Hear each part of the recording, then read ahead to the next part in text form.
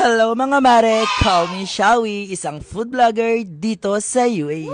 For today's video nga ng inyong kumaring masikip ay magluluto nga tayo ng dinuguan. At dahil matagal-tagal nga tayong hindi nakapag-uulam ng ganitong ulam mga mare, at nagpuro plano na nga lang mga mare at hindi na nakulayan. So for today's video nga mga mare ay kukulayan na natin yan. Wow. Meron nga ako ditong laman ng baboy mga mare at syempre hahaluan natin yan ng bituka ng baboy para mas lalo siyang sumarap.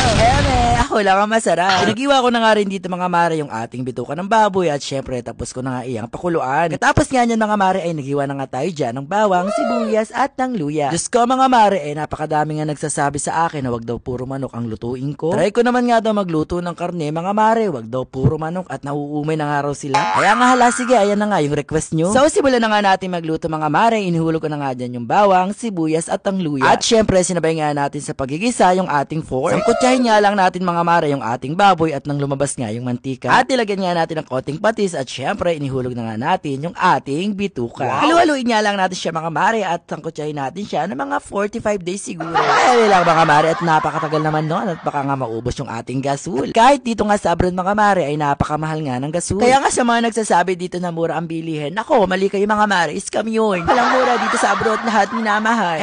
So eto nga mga mare, luto na at pinapatuyo ko na nga lang yung ating fork dinuguan. At eto na ka mga mare, titikman na natin. Oh my god mga mare, sobrang sarap talaga. At tapos na nga tayo magluto, hanggang dito na nga lang mga mare. See you to my next vlog.